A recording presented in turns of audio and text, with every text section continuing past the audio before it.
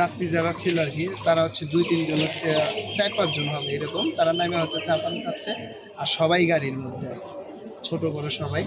তাই সেক্ষেত্রে আপনার হচ্ছে হলো যখন ফেরিটা আনলোড করা হয়েছে, আনলোড হওয়ার কারণে ওই ড্রাইভারের কাছে না শোনার ছাড়াই হচ্ছে হলো আপনি হেল্পার হচ্ছে উনি নিজের ইচ্ছায় আর কি গাড়ি স্টার্ট করে ওইখানে টান দেয়।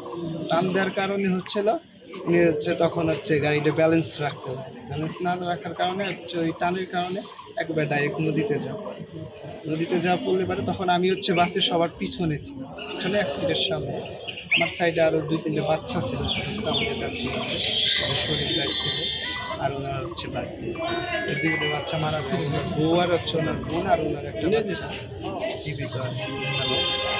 আপনি হচ্ছে ওইখানে আমি যখন বাচ্চার মধ্যে পড়ে যাওয়ার পরে তখন তো পানি নিচে থাকার কারণে আমার গায়ের উপরে প্রায় 12-13 জন পড়ছে। তো সেই ক্ষেত্রে মনে করেন যে আমি অনেক আপন চেষ্টা করছি যে ওই ক্ষেত্রে পানির মধ্যে হচ্ছে আমার গায়ের উপরে যখন পড়ার কারণে তখন আর মনে করেন যে আমি করতে পারিনি। আমি যখন জানালা ধরছি, মানে বাসের যে আর কি জানালা ধরার পরে হচ্ছে আপনার আরও আমার হচ্ছে 1-2 জন হচ্ছে একজন পিঠের উপরে চড়ে খাইছে, একজন ঘাড়ের উপরে। তাই সেই ক্ষেত্রে মনে করেন যে আমি সামনে দিয়ে না যায় হচ্ছে বাস যখন তলায় যাচ্ছে মানে নেমে গেছে পানির মধ্যে, তখন বাসের যে একটা ভুল করে মানে একটা পানির একটা স্রোত উঠতেছে উপরের দিকে ওঠার কারণে আমি পানির ওই স্রোত ধরেই আমি উপরে ওঠার পরে আমি উপরে উঠতেছি, আমি জানি যে এখন আমি বাসের ভিতর থেকে বের হই।